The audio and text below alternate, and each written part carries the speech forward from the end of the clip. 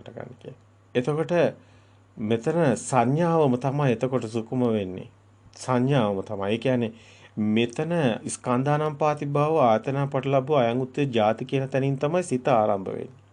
ආයතන ස්කන්ධේ නිසා ආයතන හැදෙන්නේ. ඒ ස්කන්ධය නිසා තමයි ආයතන සකස් වෙන්නේ. එතනම තමයි ಜಾති හටගන්නේ. එතනින් තමයි අග්ගඤ්ඤ සූත්‍රය ගන්න. එතනින් තමයි මේ කතාවේ ඔබ ඔබ පුංචි ඔබගේම උප්පත්තියට ගියොත් මව් කුසෙන් එළියට අපතන්ට ගියොත් එතන ඔබ එන්නේ මෙතන සාසවියයි ඒ දරු ප්‍රභාස්වර සිත සාසවියයි ඇලෙන ස්වභාවයක් තියෙනවා. ඒක ස්කන්ධයට හේතු තියෙනවා. එතකොට ආශ්‍රව නැහැ. පුංචි දරුවා මේ ලෝකේ බිහි වෙනකොට ආශ්‍රව නැහැ. ආශ්‍රව වෙන නම් නාම රූප තියෙනවානේ. නාම රූප නැහැ එතන. මේ පුංචි දරුවා හඳුරන්නේ නැහැ මොකද. එහෙනම් නාමයක් තියෙනවා. සම්මුති නාමයක් නැහැ. එතකොට එතන තියෙන ආශ්‍රව නැහැ. නමුත් ශාස්ත්‍රවියයි. ආශ්‍රව හැදුනොත් තමයි අනාශ්‍රව කරන්න පුළුවන් වෙන්නේ. රහත් භාවයට එන්නේ. ආශ්‍රව තිබ්බොත්නේ ඒක නැති කරොත්නේ අනාශ්‍රව වෙන්නේ. එතකොට ආශ්‍රව හැදුනොත් තමයි ඒක නැති කරලා අනාශ්‍රව වෙන්නේ. දැන් පුංචි දරුවා මේ ලෝකෙ බිහි වෙනකොට එතන සාසවියයි කියනවනේ. දැන් එතන ඔබ බලන්න සුද්දාෂ්ටකයෙන් එතකොට මේ ලොකු පරයයක් මෙතන තියෙනවා. කොහොමද කලලයක් හැදෙන්නේ කියන එක.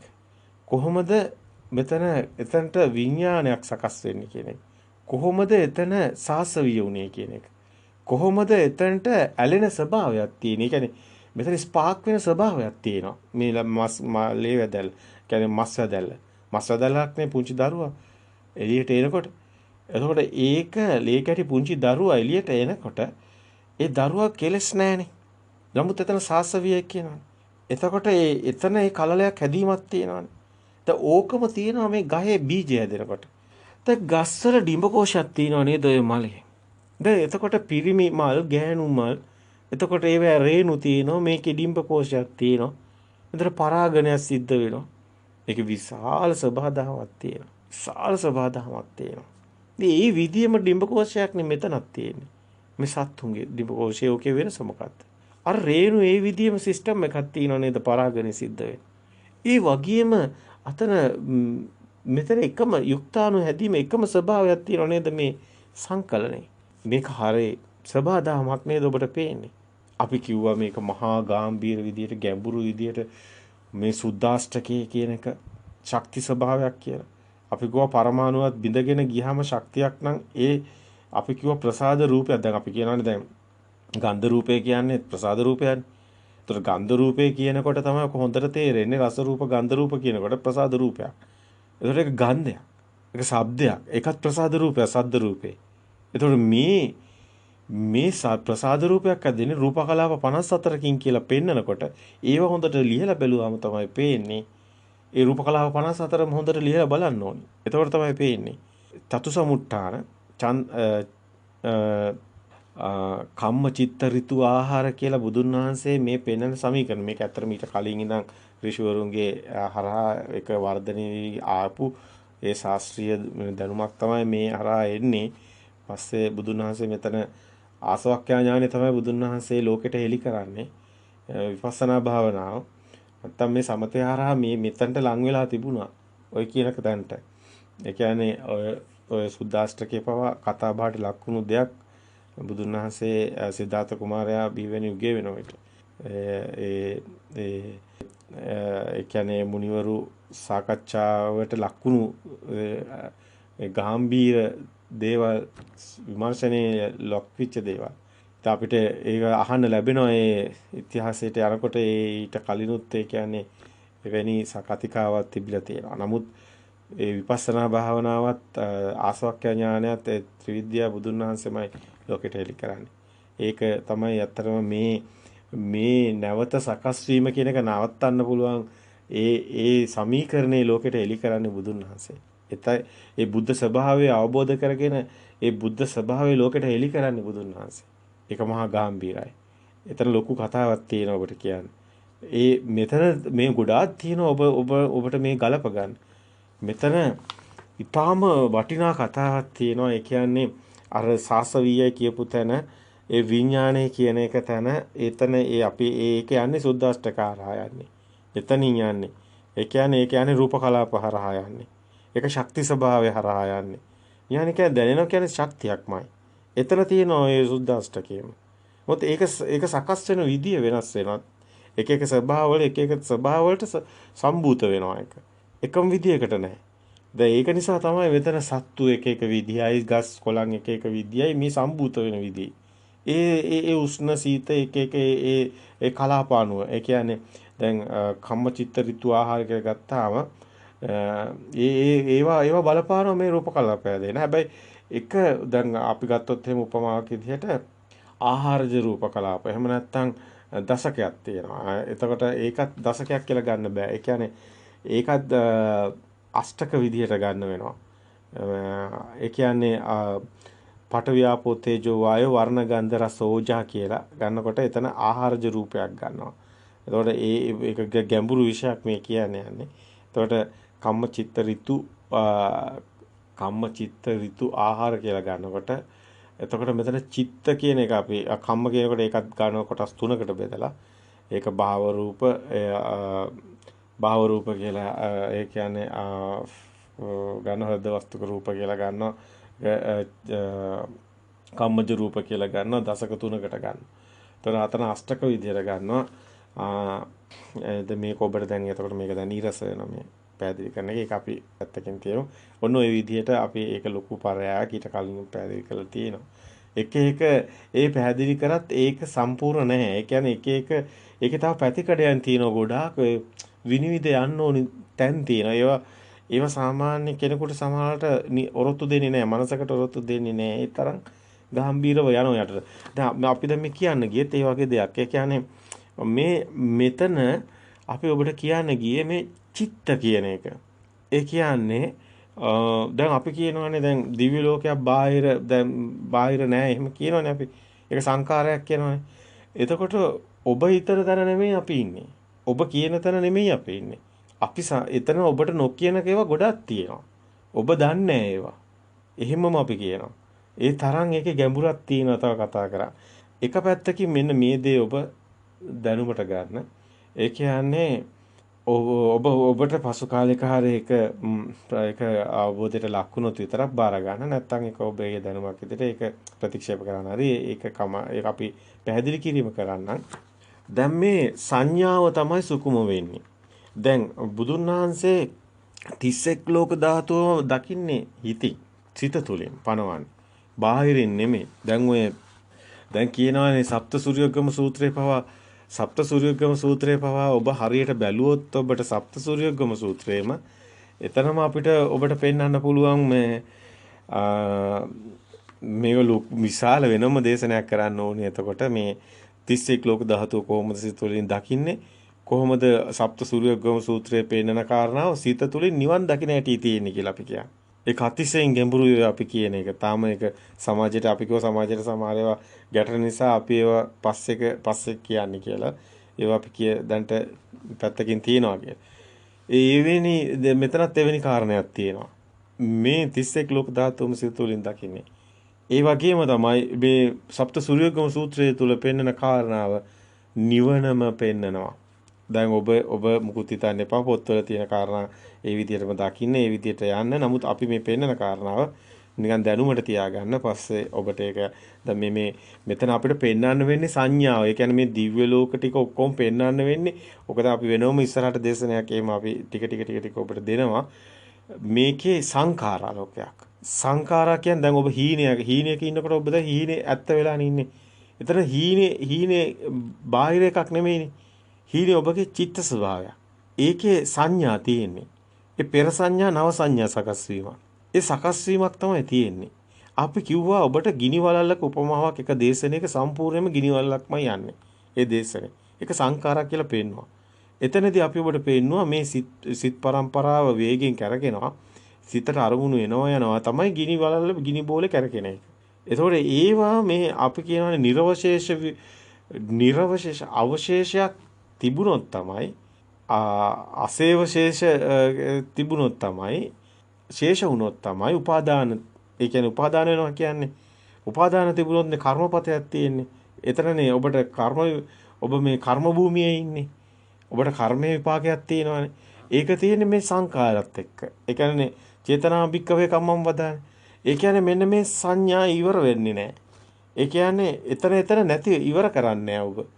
ඔබ මේ සිත එක්ෂණික සිත හටගෙන නිරුද්ධලා එතන ඉවර වෙන්න ඕනනේ. ඔබ ඒක ඉවර කරගන්නේ. ඔබ ඒ සංඥා නව සංඥා ඇති වෙන්න මෙතන මේ වේගය තුල. දැන් අපිට ගිනි බෝලයක් වේගෙන් කරකිනකොට වලල්ලක් පේන්නේ වේගයක් නිසානේ. නමුත් එතන වලල්ලක් නැහැනේ. නමුත් අර වේගයක් නේ හේතු වෙලා තියෙන්නේ. මෙතනත් ඒ ධොනියක් කියන්නේ වේගයක්. අපි කියවනේ මේ ධොනියක් කියලා සිත. ඒ ධොනියක් නිසා තමයි වේග නිසා. දැන් ඔබ හිතන මතකයක් කොහේ හරි තියෙනවා. මතකයක් කොහෙවත් තියෙන එකක් නැහැ. මෙන්න මේක විතරයි තියෙන්නේ. ඒ කියන්නේ මෙන්න මේ සිස්ටම් එකක් තියෙනවා. මේ සිස්ටම් එක ඇති වෙන නැති වෙන එක දැක්කොත් බිඳෙනවා. ඒක දැක්කොත් තමයි මේ දෘෂ්ටිය බිඳෙන්නේ. එහෙම නැත්තම් මේ සංඛාර ගිනි බෝලක වලල්ල පේනවා. වලල්ල පේනවා කියන්නේ ඔබට මේ පෙර මත මේ හිතක් තියෙනවා මතකෙකුත් තියෙනවා ඒවා මතක් වෙන ඔන්න ඔය වගේ මේ ඉපතකුත් තියෙනවා මරණෙකුත් තියෙනවා ඔක්කොම තියෙන තැනට එනවා. ඒ ඔක්කොම ගැට ගැහිලා පටිච්ච වෙලයි තියෙන්නේ. අර පටිච්ච සමුප්පාදේ තියෙනවා. අවිද්‍යාව පත්‍ය සංඛාර සංඛාර පත්‍ය විඥාන ඔය තියෙන ගැට ගන්න සංසාර චක්‍රේ. ඒක ඇවිල්ලා මේ මෙරි මෙරි ඉපදෙන ඒ ශෝක පරිදේව ජරා මරණ තියෙන ඒ දුකේ යන ඒ කර්මපතේ. නමුත් මේකේ සත්‍ය දැක්කොත් තමයි මේක මිදෙන්නේ. මේකෙන් කැඩගල වෙන්නේ.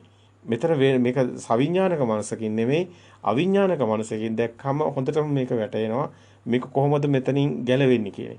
එතකොට මේ සංඛාර වලින් තමයි ඔබ සංඛාර උපේක්ෂා ඥාන කියන්නේ ඒකයි. මේකේ මේ සංඥා වලින් තමයි වෙන විදිහකින් බැලුවොත් මේක ගැලවෙන්නේ. සංඥාව තමයි මෙතන මේ ඔක්කොම මේ හේතු වෙලා තියෙන්නේ. අවසානට බැලුවා. ඒ සංඥා උලක් සංඥා ගණ්ඩෝ සංඥා අල්ලෝ ඒකයි ඒ කියන්නේ. සංඥාව තමයි මේක මේ කියන්නේ පුංචි දරුවා මුකුත් දැනගෙන නෙමෙයි එන්නේ. මේ මෙලොව බිහි වෙන්නේ. නමුත් සංඛාර නැහැ. එතන සංඛාර පනවන්න බෑ. එතන පුංචි දරුවා අවිද්‍යාපච්චය සංඛාර. ඒ අවිද්‍යාව නිසා මේ නොදැන මේක සකස් වීමක් සිද්ධ වෙනවා. වර්ණ, ගන්ධ, රස සම්භූත වෙනවා. එකතු වීමක් සිද්ධ වෙනවා. ඒකයි අර හැඩතල එනකොට අම්මා කියනකොට සද්දයි වර්ණයි එකතු වෙන්නේ. ඒක නිසා තමයි මේ ශබ්ද එනකොට මේ ස්වරාලේ ඒ අර හාස විදුලි කොටනකොට මේ ජනේලෙන් වගේ ප්‍රතිකම්පන වෙනවා. ඒකයි අපි මේ ශබ්ද ප්‍රතිකම්පනය තමයි අපි කියන්නේ ඒ දරුවා කතා කරනවා කියලා. ඒතකොට එතන චිත්ත ස්වභාවිකුත් උපදිනවා. මේක විශාල සම්භූත වීමක් මේක ඇතුලේ තියෙනවා. ඒක සම්භූත වීම තමයි චිත්ත කියන ශක්ති ස්වභාවය. ඒක ශක්ති ස්වභාවය. ඒ විඥාන ශක්තිය කියන එක. ඒක තමයි මේ ගිනි වලල්ල වගේ දැන් මේ සංඛාරات එක්ක මේක ඩයිනමෝ බයිසිකලේ කරකිනවා වගේ දැන් මේ ලයිට් පත් වෙනවා වගේ වැඩක් මෙතන තියෙනවා. දැන් මේක දිගටම කරකිනවා. දියසුලිය වගේ. අන්ත දෙක කරකිනවා. අන්ත දෙක කරකිනකන් කරකිනවා. දියසුලියට හසු වෙච්ච දේවල් වගේ ওই වර්ණ ගන්ධ රස ඔක්කොම එකතු වෙවි කරකැවි සම්භූත වෙවි පටිච්ච සමුප්පාදේ යන්නේ දිගටම. ඒ ඇති කල්ලි මේ ඇති කල්ලි ඔහොම කරක යනවා. දැනුත් ඒ දේ සිද්ධ වෙනවා. දැනුත් ඔය සංඥා අபிසංකරණ ඒක විපරිණාම වෙවි යනවා. පෙර සංඥා නව සංඥා. ඒ කියන්නේ මේකේ මායාවක් තියෙන්නේ. මේක මැජික් එකක් වගේ එකක්. ඉතින් මේක දකිනකොට මේ 31 ලෝක ධාතුවම මේ සිත තුළින් දකින්න කාම භූමිය, රූප භූමිය, අරූප භූමිය. එතකොට අරූප භූමිය ඔබතර නසන්නා සංඥා. එතකොට එතන පේනවනේ ඔබට ආකාස සංඥා ඇතන විඥානං ඇතන ආකින් ඇතන නසන්නා සංඥා කියනකොට. එතකොට අසන්න සංඥයෙන් පස්සේනේ තියෙන එක සංඥාවක් තමයි ඒත් තියෙන්නේ. දැන් ඔය බලන්නකො ඔක්කොම සංඥා නන්නේ තියෙන්නේ. ආකාස සංඥා ඇතනේ. ඒක සංඥාවක්. එතකොට විඥානං ආකින්ඥා ඇතනේ. ඒක සංඥා. ආකාස සංඥා ඇතනේ විඥානං සංඥා ඇතනේ. ඒ කියන්නේ ආකින්ඥා ඇතනේ. ඒ කියන්නේ නසන්න සංඥා ඇතනේ සංඥා. මේ සංඥාව කියන්නේ විවේකද ප්‍රීසුකෝ සුකුම සත්‍ය සංඥාව සමාජ ප්‍රීසුකෝ සුකුම සත්‍ය සංඥාව කියන්නේ සංඥා අபிසංකරණයක් මේකේ තියෙන්නේ. අපි ඉන්නවා කියන එකේ. ඒතර මේකේ රූපය මොකද්ද? අරූපය මොකද්ද? කාම භූමිය මොකද්ද කියලා දකිනකොට තමයි ඔබට දැන් මෙතන තියෙනවානේ ඔබට දැන් මේ සිතමයි මේ බාහිර නෙමේ සිතමයි. ඒතර සිතේම තියෙනවා මේ සංඥා. මේ දැන් අපි තුමු දැන් බාහිර දෙයක් තියෙනවා කියන එකම තමයි කාම සංඥා. ඒකම තමයි කාම සංඥා. ඒ දෙයක් තියෙනවා කියන කාම සංඥාව ඒ රූප සංඥාව. ඒක සංඥාවක්ම තමයි මෙතන තියෙන්නේ. එතකොට ඒක දැන් අපි ගත්තොත් මෙන්න මේ දැන් බාහිර පොත මේසේ ඇඳ කියන්නේ ඒ ඇවිල්ලා කාම සංඥා. දෙයක් කියන්නේ දෙයක් තියෙනවනේ. දෙයක් තියෙනවා කියලා ගැනීමයි කාම සංඥාව. ඒක සිතක් හැබැයි. ඒක සිතක්. ඒක රූප සංඥාවකට එතකොට ඔබට රූපාවචර බ්‍රහ්ම ලෝකවල උපදිනවා කියනකොටත් එතකොට අරූපාවචර බ්‍රහ්ම ලෝකවල උපදිනවා කියනකොට අරූප සංඥා කියනකොට පේනවා. මෙතන මේ අරූපේ කියනකොට පේනවා. රූපේ කියනකොට පේනවා. රූපේ නැති ස්වභාවයක එතකොට අරූපේ තියෙන. එතකොට රූපේ ස්වභාවය පේනකොට පේනවා. දැන් ඔබ දැක්කොත් එහෙම දැන් ඔය රූපාවචර බ්‍රහ්ම ලෝක පෙන්නන්නේ ප්‍රථම ධ්‍යාන, ද්විතීක ධ්‍යාන, තෘතීක ධ්‍යාන, චාතුර්ථ ධ්‍යාන මේ ලෞකික ධ්‍යානනේ. විතක් විචාර පිසුක ඒකාග්‍රතාව සංසිඳුණු තැනනේ. එතකොට එක නිමිත්තක හිත තියාගෙන ඉඳලා තියෙන්නේ. එතකොට එක නිමිත්තක හිත තියාගෙන ඒ නිමිත්තම ප්‍රකට වෙලානේ තියෙන්නේ. ඒ නිමිත්තෙන් පිට ගිහිල්ලා නැහැනේ. එතකොට එතන ඒ එකම සංඥාවක දැන් එකම නිමිත්තකනේ ඔය එකම රූපයකනේ ඔය තියෙන්නේ. ඒකනේ රූපාවචර බ්‍රහ්ම ලෝක කියන්නේ. එතකොට ප්‍රථම ධානය විතක්ක විචාර ප්‍රීසුක ඒකාග්‍රතාව කිව්වත් ඒ විතක්ක විචාර ප්‍රීසුක ඒකාග්‍රතාව ඒ සහිත ප්‍රථම ධානයක් නෙපෙන්නන්නේ. එතකොට විතක්ක විචාර සංසිඳනවා කියන්නේ දැන් හිත කොහෙවත් එහෙට මෙහෙට යන්නේ නැහනේ සංසිඳනවා කියන්නේ. දැන් මුලින් එක තැනක හිත එක නිමිත්තක තියාගෙන ඉන්නවනේ විතක්ක විචාර තිබුණාට එක නිමිත්තකනේ තියෙන්නේ. ඒක ප්‍රථම ධානය කියලා ගන්නෙ. ඒ ගන්නකොට ගන්නවානේ බ්‍රහ්ම පාරිසජ්‍ය බ්‍රහ්ම පුරෝහිතේ මහා බ්‍රහ්මී කියලා හදිසියත් ඒ කියන්නේ හිත දැන් එක එක තැන්වල හිත නැහැ. දැන් මේ ඒ සංඥාවෙම තියන් ඉන්නවා කියන්නේ දැන් එතන සකස් වෙන හැම සිතක්ම හැම අරමුණක්ම වෙන කොහෙවත් තියෙනව එන්නේ නැහනේ. ඒ එන්නේ දැන් හුස්මන්ට නම් තියන් ඉන්නේ පටික සංඥාට නම් පටික සංඥාවනේ. එතන නීල කසිනෝයි කසින සංඥාවක් නම් ඒකටමනේ. එතන මොන හරි ඒ මොන හරි හැඩතලයකට බුදු රූපයකට මොකක් හරි ඒ දස කසීන හැම එකම ගන්න මේ ලෞකික සමාධියක්නේ. ඒක පිරිහෙනවනේ. ඒක පිරිහුණාම එයා සමාධියෙන් හදිසියවත් එයාගේ අර තුතිසිත සකස් වුණොත් විතරයි ඒ කියන්නේ ඒ අවසාන සිත සකස් වුණොත් විතරයි එතනම තියනවා කියන්නේ. එතනම තියනවා කියන එක.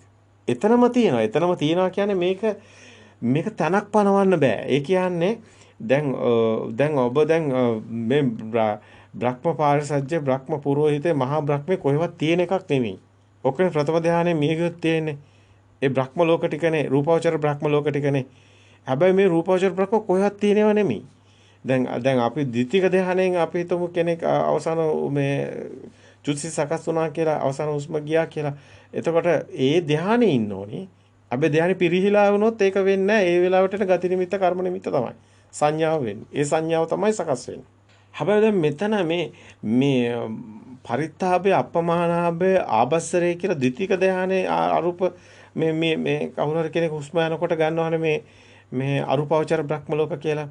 එතකොට ඒ ද්විතීක ධානයේ ඒ ධානයේ ඉන්නෝනේ. ඒ කියන්නේ විතක්ක ਵਿਚාර සංසිද්ධිලා. දැන් ප්‍රීතිසුඛ ඒකාග්‍රතාව. එතකොට එතනත් සංඥාවක් තියෙනවා. ඒ රූප සංඥාව. දැන් මෙතන ගන්ධ රූප, රස රූප, පොට්ටබ්බ රූප, රස රූප ඔක්කොම රූපනේ. එතන මෙතනත් රූප තමයි තියෙන්නේ.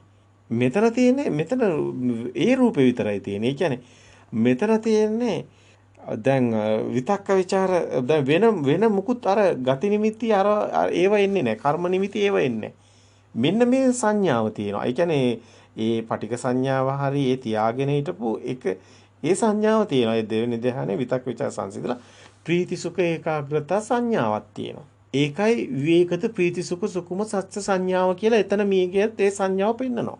ඒ අවසාන සුසිතේ ඉන්නේ ওই සංඥාව. එතන ප්‍රීතිය අයින් කරලා අර තුන්වෙනි ධ්‍යානයේ එතන මේ මිය ගියොත් කියලා ඒ පෙන්වන්නේ දැන් සම්මුති කතා කරමු මිය ගියොත් කියලා පෙන්වන්නේ තෘතීක ධ්‍යානයේනේ. ඒතර තෘතීක ධ්‍යානය පරිත්තාභය අපමානාභය සුභකින්නක කියලා කියන්නේ. ඒතර ප්‍රීති ගන්න. එතකොට දැන් අතන ගත්ත විදිහටම විවේකද සුකුම සත්‍ය සංඥා ප්‍රීති ගන්න. ඒ සංඥාවක් බුදුන් වහන්සේ පෙන්නනවා. ඒ සංඥාවේ තමයි ඉන්නේ. ඒ සංඥාව තමයි අතර කෙනෙක් ඉන්නව නෙමෙයි. ඒ සංඥාව ප්‍රකට වෙලා තියෙන්නේ. ඒ සංඥාව තමයි ඒ සකස් වෙලා තියෙන්නේ. ඒ සංඥාවේ කොච්චර හරි ඒ සංඥාව සුකුම සංඥාවක්. ඒ සංඥාවේ ওই ලෝභ දේශ මොහ දැන් අපි දැන් අර ඝන ඒ ස්වභාවය පනවන්න බෑ. ඒ කියන්නේ කාම ස්වභාවය පනවන්න බෑ. කාම භූමිය නෙමෙයි. කාම භූමියේ ස්වභාවය තමයි මේ ඔබ මේ සේරම ඔබ දැන් මේ කාම භූමියේ ස්වභාවය තමයි ඔබ මේ සපුටු ඇඳන් ඔය දරුවෝ ආමුදුව පුතා ඔක්කොම තියෙන මේ සේරම දේවල් මේ තියෙන මේ විඳින්න තියෙන පිනවන්න තියෙන ඒ කාම භූමියේ ස්වභාවය වෙනස්. ඒ සංඥාව වෙනස්. එතන එනවා ගති නිමිත්තක් පටික මේ නිමිති එනවා. මෙතනත් එහෙම කතා කරන්න පුළුවන්. මේ නිමිත්තනේ එන්නේ කියලා. හරි. නමුත් මෙතන කර්ම විශේෂයට එනවනේ. මෙතන එනවනේ ගොඩක් ඊට වැඩි සංඥා. එතන මේ කාම භූමියේ ඉන්න ද්වේෂසිත, එන්න ලෝභසිත, එතන ඒකනේ මේ සිත් ගැන පෙන්වන්නේ. එතනනේ මේ සිත් සකස් වෙන්න හේතු වෙනවා කියන්නේ. මේ දැන් මේක ලොකු පරයක් යන්න වෙනවා අපිට අර ත්‍රි හේතුක ප්‍රතිසන්ද, දෙ හේතුක ප්‍රතිසන්ද ඔය වගේ ගොඩක් මේ චිත්ත සිත් 89ම අරගෙන ඒ වගේ හොඳ විග්‍රහයකට එන්න ඕනේ. ওই ටික හොඳට ලිහලා ගන්න. ඒ කාම භූමියේ මේ චුතිසිතට ඔය යන ඔය අර චිත්ත වීති වල පෙන්නන විදිහ චුතිසිත යන විදිහ පෙන්නන එක. ඔය ජවන් වල ජවන් ගාන අඩු වෙලා උතන සැදෙන හැටි, ඒකට බල සම්පන්න වෙන හැටි, ඒ බල නැති වෙන හැටි ඔක ලොකු කතාවක් තියෙනවා. මෙතන ධර්මපරයය තමයි තියෙන්නේ. ඒ කියන්නේ ධර්මපරයයක් තමයි තියෙන්නේ. මේක උපමාවක් අතර මෙතන තියෙන්නේ මේ සේරම අත්‍තරම කිව්වොත් ලෞකිකයි. මේ සේරම පැහැදිලි කිරීම ලෞකිකයි. මේ ආර්ය භූමියක් නෙමෙයි. මේ ඇවිල්ලා මේ නිකන් අවබෝධය සඳහා වෙන එකක් නෙමෙයි. නමුත් දැන් මෙතන අපිට කියන්න ඕනේ ඒක නෙමෙයි. මේ ඔය කියන දිව්‍ය ලෝක බ්‍රහ්ම ලෝක ඔය නිකන් ඔය අල්ලගෙන ඉන්න ඔය අල්ලගෙන ඉන්නේ එතන සංඥා ගොඩක්. ඔබම හදාගත්ත සංඥා ගොඩක්. හිතනවා මෙහෙම ලෝකයක් ඇති මෙහෙමයි කියලා ඒ සංඥාවත් හදාගෙනයි. හැබැයි මෙතන මෙහෙම දෙයක්ත් තියෙනවා. මෙතන ඔබගේම සිතේ ලෝභ දේශ මොහ තුනී වෙන තැන, ඒ සුකුම වෙන තැන සංඥාව ඔබට මේ කියන අර මෙතන නැවත සකස් වෙනකොට තියෙන අර සුකුම සංඥා ස්වභාවකින් තමයි සකස් වෙන්නේ. එතනයි සුගතිය පනවන්නේ. ඒකයි හිත පිරිසිදු වීම කියන්නේ පින. පින කියන්නේ මේ දැන් චේතනාම්බික්කවේ කම්මම් වද. එතකොට පින කියන්නේ සිතේ පිරිසිදු වීම. පින කියන්නේ බාහිර එකක් නෙමෙයි. දැන් බාහිර කෝටි 10ක් දන් දෙන එක නෙමෙයි. ඒක සාටක අර එක සුදුරදි කැලක් දන් දීලා අර තියෙන ඔක්කොම වත්කමනේ දන් දෙන්නේ. එතකොට කෝටි 10ක් තියෙනකට තවත් කෝටි 10ක් තිබ්බොත් එයා ඔක්කොම දීලා නැහැනේ. අන්න ඒ වගේ මෙතන භෞතිකව දෙන දේ නෙමෙයි. සිතින් තමයි මේ සිතම් පිරිසුදු වෙන්නේ. එතනින් ලෝභ දේශ මොහ තුනී වීමක් තියෙනවා. ඒ තුනී වෙන ප්‍රමාණයට තමයි සුගතිය පනවන්න පුළුවන් වෙන්නේ. එහෙම නැතුව මේක අර account එකේ සල්ලි දානවා වගේ මෙච්චර පින්දාම් කරා මෙච්චර වෙන්න ඕනි කියන එක නෙමෙයි. ඔබගේ චේතනාවේ ප්‍රමාණයටයි වෙන්නේ. ඒ චේතනාව තමයි ඔබගේ ලෝභ දේශ මොහ තුනී වෙන ප්‍රමාණය. එතකොට ඔබගේ මේ හැමතැනින්ම සිද්ධ වෙන්නේ ඔබගේ සිත. ඔබගේ චේතනාව, ඔබගේ සිතුවිලි, ඔබගේ සිත, ඒවට සබ්බේ සංඛාර කියන්නේ. මෙතන සියල්ලම තියෙන්නේ මේ සංඥාවේ තමයි. හැබැයි මේ සේරම මේක අවසානයේ තියෙන සංඥාවේ. ඒකයි සුකුසුකුම සත්‍ය සංඥා කියලා ඔහොම විග්‍රහ කරන්නේ. ඒක නිකන් විග්‍රහ කරන එකක් නෙමෙයි. සමාජ ප්‍රීසුකුම සත්‍ය සංඥා කියලා සමාධි පැත්තට එනකොට ගන්නෙ. අර විවේක පැත්තෙන් සමාධි පැත්තට ගන්න. ඒත් සංඥාව තමයි විග්‍රහ කරන්නේ. එතන සංඥාව තමයි මෙතන සංඥා වේදේති නිරෝධ සමාපත්තිය ගත්තත් ඒත් වේදනාවයි සංඥාවයි ඒ එකම ස්ථානක තියාගෙන ඉනවා ඒ නිරෝධය. ඒ කියන්නේ ඒකට අபிසංකරණයක් වෙන්නේ නැහැ. ඒකට එන්නේ හතරවෙනි ධ්‍යානට එන තැන. ඒ කියන්නේ අර විතක්ක ਵਿਚාර ප්‍රීති සුඛ ඒකාග්‍රතාව කියන තැන විතක්ක ਵਿਚාර සංසිඳන පළවෙනි ධ්‍යානයේ දෙවෙනි ධ්‍යානට එනවා. දැන් ඔය විතක්ක ਵਿਚාර ප්‍රීති සුඛ ඒකාග්‍රතාව කියන මේ ධ්‍යානාංගනේ මේ ගන්නෙ. එතකොට මේ ධානාංග පහම තියෙන එක පතරවෙනි ධානය, ධානාංග විතක් විචාර සංසිඳන එක දෙවෙනි ධානය. එතකොට ප්‍රීති සංසිඳන එක තුන්වෙනි ධානය, සුඛ සංසිඳන එක හතරවෙනි ධානය. එතකොට ඒකාග්‍රතාව කියන තැනට එනකොට තමයි හතරවෙනි ධානයට එන්නේ. එතකොට මේ ඒකාග්‍රතාවය කියන තැන ඇත්තටම අර වේදනා සංඥා සංසිඳන තැන. වේදනා සංඥා සංසිඳන තැන තමයි මේ අර දැන් මේ ස්කන්ධයම තමයි මේ කතාව තියෙන්නේ. තව පැත්තකින්. ඇයි වේදනා සංඥා සංකාර විඥාන. ඔකනේ ස්කන්ධානම් පාති භව ආතන අපට ලැබුවන් උච්ච ජාති. මෙතනත් ඒක තමයි තියෙන්නේ. මෙතන සමාධියකට ගියත් මේ ස්කන්ධයම තමයි මේ කතාව තියෙන්නේ. ඒත් ඒකයි මේ වේදනා සංඥා සංසිඳන තැන තමයි. ඒ කියන්නේ කම්පන චංචන කියලා හුස්ම දිහා බලන් ඉනකොට ඔබට හුස්ම නොදැනෙන තැනට එනකොට එතනත් එතකොට ලොකු කතාවක්. දැන් මේ අපි ගොඩාක් කලින් කතා කරපුවා. දැන් මේ ගොඩාක් දීර්ඝ දේශනයකට යනවා. එතකොට මේ එතනත් එතකොට ඒ ගන්නේ අර හුස්ම නොදැනෙන තැනට එනකොට උග්‍රාණ නිමිත්ත, පටිභා නිමිත්ත ඕම ගිහිලා ඒ යන ගමන තමයි එතකොට යන්නේ. එතකොට දීගං වාස්සසෝ දීගං අස්සසාමිති පජානාති රස්සං වාස්සසතෝ රස්සං අස්සසාමිති පජානාති කියලා දීර්ඝව දකින්න හුස්ම කෙටි ලෙස දකින්න සබ්බකාය පරිසංවේදී අස්ස සිස්සාම සික්කති කියලා ඊට පස්සේ ඒ තොලාග්‍රේ කියන හැඩතලයට ඒ බාහිර රූපේ කියන අන්තේ. එතකොට එතනින් ඇවිල්ලා පස්සම්බය කාය සංකාරං අස්සසිසංසිකති පස්සම්බය කාය සංකාරං පස්සසිසංසිකති. ඒ රූපේ අන්තෙන් ඔය යන ප්‍රීති සංවේදී එතන අස්සසිසංසිකති. පීති පටිසංවේදී පස්සසිසංසිකති සුඛ පටිසංවේදී අස්සසිසංසිකති සුඛ පටිසංවේදී පස්සසිසංසිකති. ඔය සික්කති කියන්නේ මේ හැමතැනම සංඥාව මේ සුඛ යන ඒක තමයි මේ කතාව යන්නේ. සුඛ පරිසංවේදී අස්සසිසාමසිකති සුඛ පරිසංවේදී පස්සසිසාමසිකති ඊට පස්සේ චිත්ත සංකාරම් පරිසංවේදී අස්සසිසාමසිකති කියලා මෙතන නාම රූප පරිච්ඡේදයක් තමයි තියෙන්නේ. ඒක අර බාහිර තොලාග්‍රේ කියලා මුලින් අර හුස්ම ඒතන්ට පිහිටවගෙන හුස්ම දැන් හිත එතකොට දැන් වෙන කොහෙවත් යන්නේ නැහැ. එක තැනක ගැට ගෑනවා. සති නිමිත්තට ගැට ගෑනවා. සති නිමිත්ත කියන්නේ තොලාග්‍රේ. එතකොට එතන්ට හුස්ම අනේ විදිය දිහා බලාගෙන ඉන්නවා. ආස්වාස ප්‍රස්වාසයේ බලාගෙන ඉන්නවා. එතකොට ඒක අපි මේ ආනාපාන සති කමඨහන වඩන හැටි මේවා කලින් පැහැදිලි කරලා තියෙනවා. ඔබට දකින්න ලැබෙයි. එතකොට ඒක රූප අන්තය එතකොට එතනක් තියෙන නාම රූප පරිච්ඡේදයක් තමයි. ඒ කියන්නේ ඊට පස්සේ ඒක සිතට දැනෙන අවස්ථාවට එනවා. චිත්ත සංකාරම් පටිසංවේදී අස්සසිසංසිකති කියන. එතන පස්සම්බය චිත්ත සංකාරම් අස්සසිසංසිකති පස්සම්බය චිත්ත සංකාරම් කියන්නේ ඒක මේ සිත නුවණින් දකිමින් අර සිතට දැනෙන ස්වභාවය තමයි පස්සම්බය චිත්ත සංකාරං අස්සසිසං. ඒ කියන්නේ බාහිරාන්තේ නෙමෙයි දැන් සිතම කියලා දකින තැන දැන තැන. ඒතකොට එතන හුස්ම නොදැනෙන තැනට යන තැන තමයි නාම රූප පරිච්ඡේදයේ තියෙන තැනට එන තැන.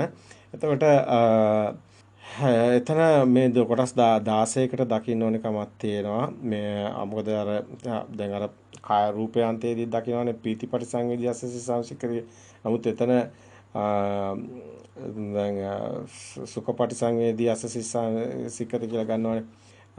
ප්‍රීති පරිසංවේදී අස්සසිසංසිකදී සුඛ පරිසංවේදී අස්සසිසංසිකදී පස්සසිසංසිකදී එමෙ ගිහිල්ලා චිත්ත සංකාරම් කියලා හිතට එන තැනදී අපි ප්‍රමෝදන් චිත්තං කියලා ගන්නවා. අස්සසිසංසිකදී පස්සසිසංසිකදී කියලා. ඒතර සමෝදයන් චිත්තං කියනකොට එතන ඇවිල්ලා නාමයේ අන්තයට තමයි එන්නේ. ඒතර ඒ දෙකෙන් මිදුණු තමයි විමෝචයන් චිත්තං අස්සසිසංසිකදී කියලා එන්නේ. ඒතර බොහොම පරිස්සමින් දකින්න ඕනේ ඒ ටික. එතකොට විමෝචන චිත්තං අස්සසිසංසිකති විමෝචන චිත්තං අස්සසිසංසිකති කියන්නේ මේ හුස්ම තෙක්කලා ඒකාග්‍ර කරගෙන යන ගමනක් නේ තියෙන්නේ. හුස්ම නොදැනෙන තැනට මේනවා. බාහිරාන්තේනොත් තොලාග්‍රේ කියන තැනොත් ගිහිලා ඊට පස්සේ සිත බව යටද ප්‍රකට වෙන්න ගන්නවා. ඊට පස්සේ සිත බව ප්‍රකට වෙන ගමන් තැනින් එතනින් ඉති සුඛ කියන තැන අභිප්‍රමෝදයන් ඒ දෙකම තමයි ගන්නෙ සමෝදයන් කියන තැන. එතකොට ඒක ඒ නාමයන්තයෙන් තමයි යට ප්‍රකට වෙනවා. ඒ ප්‍රායෝගිකව ඒ හරියට පුහුණු වෙනවා නම් භාවනාව ඔබට මේක ප්‍රත්‍යක්ෂ වෙනවා. ඒ අවස්ථාවේදී හුස්ම නොදැනෙන ස්වභාවය ඔබට ප්‍රත්‍යක්ෂ වෙනවා. මේ අපි ප්‍රායෝගිකව දීර්ඝ කාලයක් තිස්සේ මේ ආනාපාන සති භාවනාව වඩලා තියෙනවා. අතරම අපි මුලින් ඒ කියන්නේ අවබෝධයක් නැතුවත් වැඩුවා. පස්සේ අපි අවබෝධ කරගෙනත් ඒ විදිහටම අපි පුහුණු වෙලා හොඳට බලලා තියෙනවා. ඒක අර කම්පන චංචන කියලා මේ නොදැනෙන තැනකටම එනවා හුස්ම. අතිශයින් දියුණු තැනක්. ඉතින් ඒක ලෞකිකයි. හැබැයි ඒවා පිරිහෙනවා එකක්වත් පවතිනවා කියන්න බෑ. කොහොම සංකත හේතු නිසා සකස් වෙන ස්වභාවයක් තියෙන්නේ. ඒවා කියන්නේ ලෝකෝත්තර ධ්‍යාන සදාතනිකයි වගේ ලෝකෝත්තර ධ්‍යාන පිරිහෙන්නේ නැහැ. නමුත් ලෞකික ධ්‍යාන පිරිහෙනවා. ඒවා මේ ලෞකික ධ්‍යාන පිරිහෙන ධ්‍යාන. ඒවා පිරිහෙන කොච්චර අපි සමාධිය හිටියයි කිව්වත් ඒක සමාධිය පිරිහෙන වෙලාව කියන්නේ මේක වැඩි වෙලා යන්නේ ඒක පිරිහෙනවා. අපි දීර්ඝ කාලයක් ඉන්න පුළුවන් පුහුණු වෙලා ඉන්න පුළුවන්. ඒ අර යකඩයක් රත් කරනවා වගේ ඒ අවස්ථාවේදී එහෙම වුණාට ඒක පිරිහෙන ස්වභාවයෙන් යුක්තයි. මේක පිරෙහෙන්න වෙලා මොහතකින් ඒක පිරෙහෙන්න ඉඩ තියෙනවා. ඔය කොච්චර එමෙ හිටියත් සමහර අය ඒකයි සමාධියම කිය සමාධියම වෙලා එයට විපස්සනාවකට අදහසකුත් නැති වෙනවා. අතන හිර වෙලා ඒකට පල් වෙන එකක් තියෙනවා, මත් වෙන එකක් තියෙනවා. ඒකට මත් වුණොත් ඒකට උපාදාන වෙලා ඒකට කොටු වෙනවා. ඒ අර මග්ගහ මග්ග ඥාන දර්ශන විසුද්ධිය කියන්නේ ඒකයි මග පටලන එක සිද්ධ වෙන්නේ. ඒක පටිසංකාය ඥාන කියලා ගන්නෙත් ඒක උතන පටලවෙනවා කොහොමද? හැබැයි එතන හොඳට මේ ධර්මයේ දන්න කෙනාට ඒ කියන්නේ දර්ශන සමාපත්තියේ තියෙන කෙනාට තමයි පුළුවන් වෙන්නේ මෙතන නාම රූප දෙක දකින්න. නාමය දැකලා ඊට පස්සේ කම්පන චංචල දකිනකොට මේ සිතේ මේ එතන තමයි හුස්ම නොදැනෙන තැන කම්පන චංචල වලින් එන්නේ. ඊට පස්සේ නොදැනෙන තැනට එනවා මොචන් සිතන් කියන තැනට එනවා. අන්න එතනින් තමයි කරන්න දෙයක් යාට නැහැ ලොකුවට. නමුත් එතනින් තමයි ඊට පස්සේ අනිච්චානුපස්සී විහෙරණයට විරාගානුපස්සී විහෙරණයට එන්නේ එතනින්. නිරෝධානුපස්සී විහරණේ අසසිසාන පස්සසාන හුස්ම ඒකාග්‍ර කරලා තමයි ගමන දිගටම යන්නේ. ඉතින් එතන පටිනිස්සග්ගානුපස්සී අසසිසාම සික්කති පටිනිස්සග්ගානුපස්සී පස්සසිසාම සික්කති කියන නිවන් මගම ඔය ආනාපාන සති භාවනා තියෙන. හැබැයි මෙතන තියෙන්නේ සංඥා. මෙතන සංඥා අபிසංකරණයකට යන්නේ නැතු වෙන්න සංඥා අபிසංකරණය තමයි එතන අර විමෝචන චිත්තං කියන තැනේදී යන්නේ මේ නාම රූප දකින්න කෙනා. ධර්මයේ දකින්න කෙනා එතන ශුන්‍යතාවයට එන්නේ. ඒ ශුන්‍යතාවයට එන්නේ ශුන්‍යතාවයේ තමන් අවබෝධය අනුව තමයි කොයි පැත්තටද කරකෙන්නේ කියන එක තියෙන්නේ. එක්ක ලෞකික ශුන්‍යතාවයකට එනවා කෙනා ඉදීද නැත්නම් කෙනත් එක්කම නැති වෙලා යන ශුන්‍යතාවයට එනවා අවබෝධය තියෙන කෙනාට. ඉතින් දෙපැත්තකට මේක කරකිනවා. ඉතින් ලෝකෝත්තර පැත්තට කරකෙන්නේ අවබෝධය තියෙන කෙනා පමණයි. ඒකයි සුතවතාර ශ්‍රාවකයට මේ ධම්ම කියලා බුදුන් වහන්සේ පනවන්නේ. ඒකයි සත්‍ය ඥානය ඇති කෙනාටයි කෘත්‍ය ඥානය කියලා කරන්න දෙයක් පනවන්නේ බුදු දර්ශනේ දන්නේ නැති කෙනාට. දර්ශනේ දැනගත්ත කෙනා තමයි නාම රූප අන්ත දෙකක් බාහිරයි සිතයි අන්ත දෙකක් දකින්න ඕනේ අනිවාර්යයෙන්ම. එයා එතනින් තමයි එයා සෝවාන් වෙන්නේ. අතර මේ භාවනා කළා නෙමෙයි. ඔය එක භාවනාවක්වත් කළා නෙමෙයි සෝවාන් වෙන්නේ. සෝවාන් වෙන්නේ මේ දර්ශන අවබෝධේ. දර්ශන අවබෝධයේ එයාගේ අවබෝධඥානය සංකිතේ නිබ්බිදා. අවබෝධයෙන් තමයි අතරම නිවන් දකින්නේ. භාවනාවෙන් නෙමෙයි. අපි එහෙම කිව්වට ඒක සාධක වෙනවා පමණයි. ඒක උපකාර වෙනවා පමණයි. නිවන් දකින්න අවබෝධ ඥානෙ මහා ප්‍රඥාවයි. මහා ප්‍රඥාව අවදි වෙනවා. කියන්නේ මේ සිතේ අනිත්‍ය ස්වභාවය දැකලා ප්‍රත්‍යක්ෂ වෙනවා යාට. ඇත්තට මේ ගමන සතර ඉරියව්වෙම ගමන පරයන්කේම ඉන්න එකක් නෙමෙයි. ඒක දකින්න මහා නුවණක් ඕනි. මේක මහා ගැඹීර ධර්මයක් මෙතන තියෙනවා. එහෙම බලනවා. මොකද ඔබ හිතනවා වගේ මේක පරයන්කේම කරන්න පුළුවන් දෙයක්වත් නෙමෙයි. ඔබ හිතනවා සමහරවිට මේක පර්යංකෙම ඉඳගෙන එහෙම කරන්න බෑ. එහෙම කරන්න පුළුවන්. එහෙම කරලත් එතන හිර වෙච්ච අය තමයි ගොඩක් ඉන්නේ. එක්ක සමාධිය වල හිර වෙලා. දකින්න විදර්ශනාවට යන හැටි යට එයාගේ අකමැත්තක් වෙනවා මේ පැත්තට එන්න. ඒකට හේතුව සමාධියේ තියෙන අර සැහැල්ලුව සුකුම ස්වභාවයට මත් වෙනවා. මත් වෙලා කැමති වෙන්නේ නැහැ අර මේ ආශ්‍රව කෙලෙස් වෙන පැත්තට යන්න අසක්ක ඥානෙට එන්න කැමති වෙන්නේ නැහැ. අතන මත් වෙලා ඉන්නවා ලෞකික ධ්‍යානෙ තුල. එහෙම වුණාම තමයි එතන මත් වීම නිසා තමයි එතනම ඉන්නවා කියන්නේ. එතනම ඉන්නවා කියන එක තමයි ඔතන ඔය ත්‍ෘතියක ධ්‍යානෙ එතනම ඉන්නවා යමරුණත්. අත්ත කතාව එතනම ඉන්නවා මරුණත්. දැන් ඔබ හීනෙම ඉඳලා හීනේ නැගිටින්න නැත්තම් මොකද වෙන්නේ? හැමදාම හීනෙනේ ඉන්නේ. අන්නේ දේ වෙනවා මේ ධ්‍යානවල ඉන්න අයට. එතකොට කොහෙවත් තියෙන ලෝකයක උපදින එකක්ද වෙන්නේ? අපි නැවතත් අහනවා. එළියේ තියෙන ලෝකයක උපදින එකක්ද වෙන්නේ? අපි එහෙමත් අහනවා. මේක වෙනම පරයක් අපි ඔබට ඒක තමයි මේ ලං කරන්න මේ කියන්නේ යන්නේ වෙනින් දෙයක්. ඒ ටික කියන තමයි මේ මෙච්චර මේ උත්සාහ කරන්නේ. ඒ කියන්නේ මේ 31 ලෝක ධාතුවම සිතෙන් දකින්න කෙනාට මේ යථාභූත ඥානෙ මෙතන අභිඥාවෙන් දකින්න කාරණා ටිකක් තියෙනවා. අපි එහෙමයි කියන්නේ සිද්ධ වෙන්නේ. මහා ගාම්භීර කාරණා ටිකක් තියෙනවා. ඒ කියන්නේ මේ 31 ලෝක ධාතුවම යාට මෙතන දකින්න පුළුවන් කමක් තියෙනවා ඉස්සල්ලා. එහෙම නැත්නම් යාට මේ ධර්මයෙන් එහාට මේ බාහිරින් යන කෙනෙකුට ධර්මයක් හම්බ වෙන්නේ නැහැ. එයා එක පටලෝගෙන ඉන්නේ. ඒ ඔය ගොඩාක් ඔය අපේ ආමුදුරු හරි අසරණයි සමහරලාට ඒක අපිට එහෙම කියන්න සිද්ධ වෙනවා. අපි දැන් මේ කියනවා අපිට තේරෙනවානේ මේ ආමුදුරුනේ ගිහියෝ ඔක්කොම මේ මුලාවට දාන්නේ. නැත්නම් අපි එහෙම කියන්නේ නැහැ. ගිහියෝ නම් මේ දේ කරන අපි කියන්න කියනවා. නැහනේ මේ ආමුදුරු මේ ධර්මය හරියට අවබෝධ නම් මේක හරියට කියන්න ඕනි. එහෙම කියන්නේ නැත්නම් කියන කෙනෙක්ට කියනකොට පොඩ්ඩක් හිතන්න ඕනේ. හරි ලේසි කෙනෙක්ට දොස් කියන්න. අපේ මේ සමාජයේ වහල් සමාජයක් විදිහට අවුරුදු 400ක් සුද්දන් විසින් මේ ස්වභාවයකටපත් වෙලා තියෙන කුහක ස්වභාවයකට. ඒ නිසා අපි හඳුනගෙන තියෙනවා මේ සමාජයේ කුහක සමාජයක් කියලා. මේ සමාජයේ ඉස්සරහට කෙනෙක් ගියොත් කකුලෙන් ඇදලා පස්සට ගන්න එක සුද්ධෝ මේ රට පාලනය කරනකොට අපේ සිංහල මිනිස්සු කැමති වෙලා නැහැ. ඒ සෑහෙන කාලයක් ඒ සුද්දන්ට ඒ වැඩක් කිව්වත් කරන්න කැමති වෙලා නැහැ. ඒක නිසා තමයි මේ කුහක ස්වභාවයක් ඉස්මතු වෙලා තියෙන්නේ. ඒක මුළු සමාජයෙන් ජානීයව තියෙනවා තාම. අපිට එහෙම තමයි කියන්න සිද්ධ වෙන්නේ. අපිට දකින්නවා අපි විවිධාකාර රටවල අපේ සම්බන්ධකම් තියෙන ඕස්ට්‍රේලියාව වගේ රටවල තියෙන ස්වභාව නෙමෙයි මේ අපේ ආසියා කරේ මේ යටත් විජිත වල රටවල් වල තියෙන ස්වභාවය ගොඩක් වෙනස්. ඒ මිනිස්සුන්ගේ ස්වභාව ගොඩක් වෙනස්. ඒ අපි ඔක්කොම හඳුනගෙන තමයි අපි මේ කතිකාව කරන්න ඕනේ. මේ ලෝකේ ස්වභාවය, ලෝක ජනගහනයේ ස්වභාවය, මිනිසුන්ගේ ස්වභාව, මේ මිනිස්සුයි මෙහෙම ස්වභාවයක කියලා හඳුන ගන්නවා. ඒකට තවත් හේතු තියෙනවා මේ විදාකාර ආගම් ಜಾති සමූහයක් ඉන්න මේක මේ පුංචි දූපතක්. නමුත් මේකේ බොහොම සුළු ජනගහනයක් ඉන්නේ කෝටි 2යි. ඒක ඇතුලේ තියෙන මේ තෙරපීම, ඒක දරිද්‍රතාවය. එදා වේලට දුක් විඳින මිනිස්සු සෑහෙන විශාල පිරිසක්. ඒ අතරට වෙලාවක් නැහැ මිනිසුන්ට සත්‍ය දකින්න වෙලාවක් නැහැ. මේ මිනිස්සු දුප්පත්කමේ ගැට ගැහිලා දුප්පත්කමත් එක්කලම මේ මිනිසුන්ගේ ප්‍රඥාව ඇත්තටම ප්‍රඥාව නැතුව නෙමෙයි ප්‍රඥාව බිත්තියට තියලා හේතු කළා. එහෙම කියන්න පුළුවන්. ඒකෙන් ඇත්තටම මොකද්ද වෙලා තියෙන්නේ? අර අන්තවාදී අන්ත දෘෂ්ටිගත දේශනා ධර්මයේ විදිහට ඉස්මතු වෙනවා. ඒකට ගොඩක්ම අනිත් ආගම්වල තියෙන විදිහටම දිව්‍ය ලෝකයක් බුද්ධ ආගමේ කිව්වොත් මොකද වෙන්නේ? ඕක හරියන්නේ නැහැ. ඕක නෙමෙයි සත්‍ය. සත්‍ය අපි දේශනා කළ යුතුමයි. මේ සත්‍ය අවබෝධ කරගත්ත කෙනෙක් අනිවාර්යයෙන්ම පැවසිය යුතුමයි නැත්නම් මහා අවාසනාවක් වෙනවා මේ අතර මෙවන් යුගයක මේ සතර පටිසමුපාද විවරණ ඉස්මතු වෙලා තියෙන යුගයක මේ සත්‍ය දැන් ඉස්මතු වෙලා තියෙන යුගයක මේ සත්‍ය අපි මෙච්චර හොඳින් ප්‍රකටව මේ ඉලිපිට කතා කරන්න අනිත්‍යයට ලොකු ශක්තියක් ධෛර්යයක් මේ තුලින් සිද්ධ වෙනවා. ඔබටමයි මේ ශක්තිය ධෛර්යය සිද්ධ වෙන්නේ. මේක ඒක අපි සම්පූර්ණයෙන්ම කෙනෙක් පුජ්‍යලයක් නමක් රූපයක් ඔක්කොම අයින් කරේ.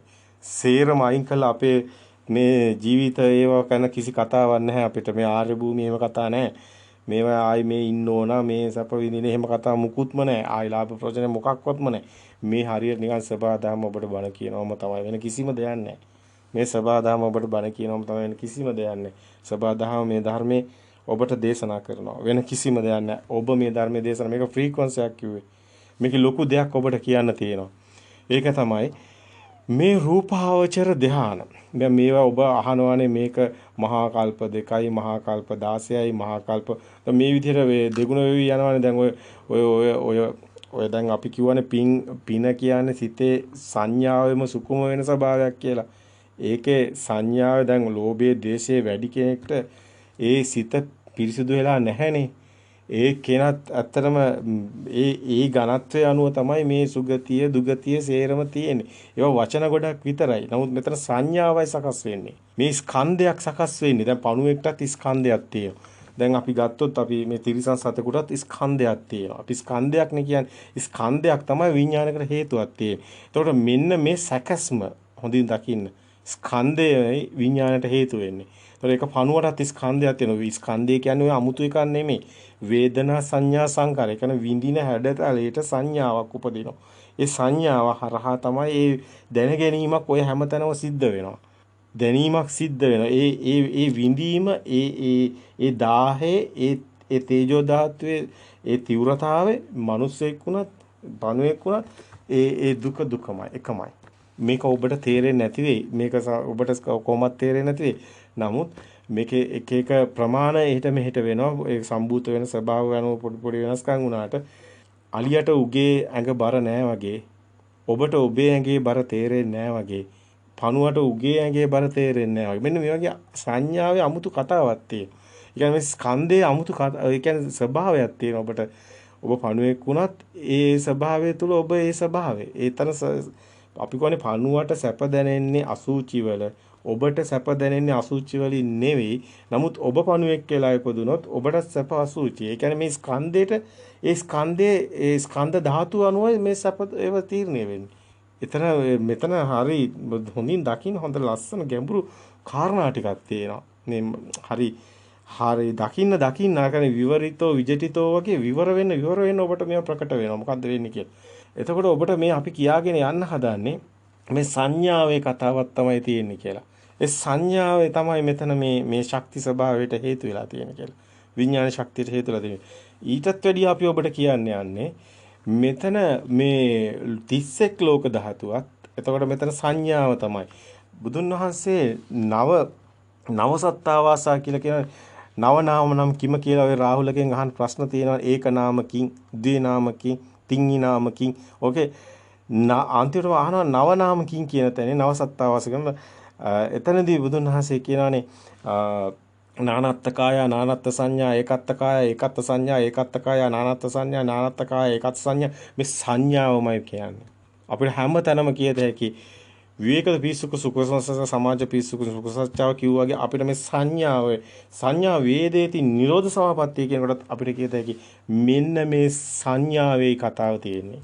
අපි ඒකයි කිව්වේ ඒ කලහ විවාද සූත්‍රය තුල පෙන්වන කාරණාවදී නසන්න සන්නින විසන්න සන්නින නොපියාසන්නින භූත සංඤී කියලා පෙන්වන්නෙත් මෙන්න මේ කාරණාවමයි මේ නිවන් දකින සංඥාවේ ස්වභාවයට වෙනදී. ඒ